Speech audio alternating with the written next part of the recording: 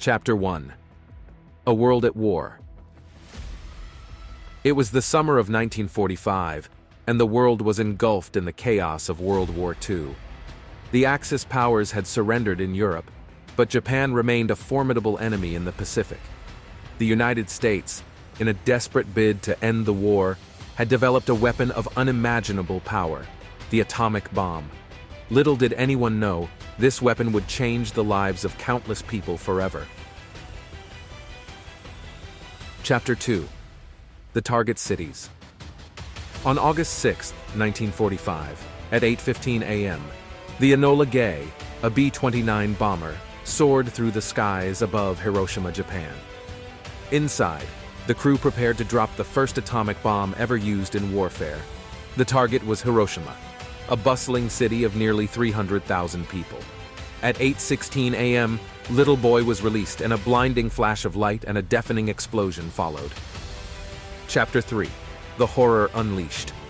The bomb detonated 1,900 feet above the city, instantly killing tens of thousands of people. The blast and subsequent fires turned Hiroshima into a hellish landscape of destruction. Survivors, many severely injured and burned, struggled to comprehend the scale of the catastrophe.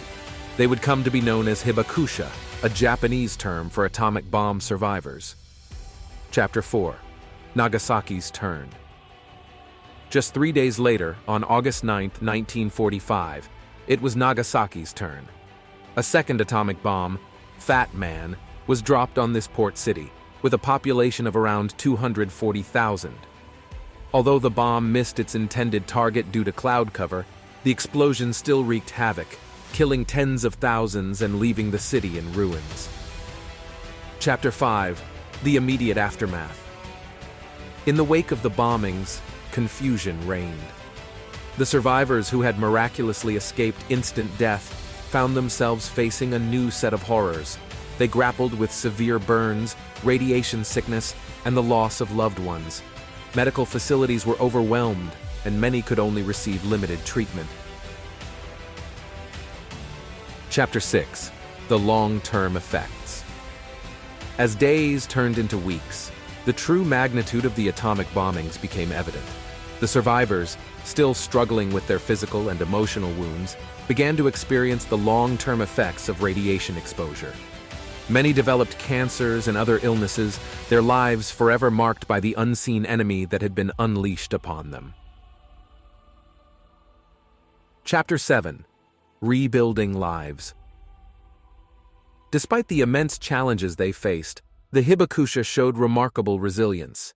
They rebuilt their shattered communities and worked tirelessly to advocate for nuclear disarmament and peace. Their stories of suffering and survival became powerful symbols of the need to prevent further use of nuclear weapons. Chapter 8.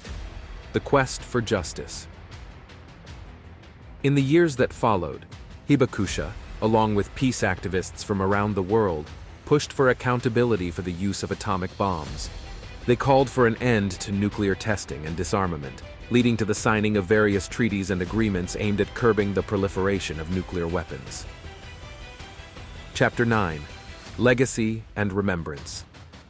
Today, the survivors of Hiroshima and Nagasaki, many of whom have passed away, are remembered as symbols of the devastating consequences of nuclear warfare. Their stories serve as a stark reminder of the need for peace, diplomacy, and the abolition of nuclear weapons in an increasingly volatile world. Chapter 10. A Hopeful Future. As the world continues to grapple with the threat of nuclear conflict, the hibakusha's legacy lives on. Their stories inspire new generations to strive for a future free from the specter of atomic destruction. With ongoing efforts for disarmament and peace, there is hope that the horrors of Hiroshima and Nagasaki will never be repeated.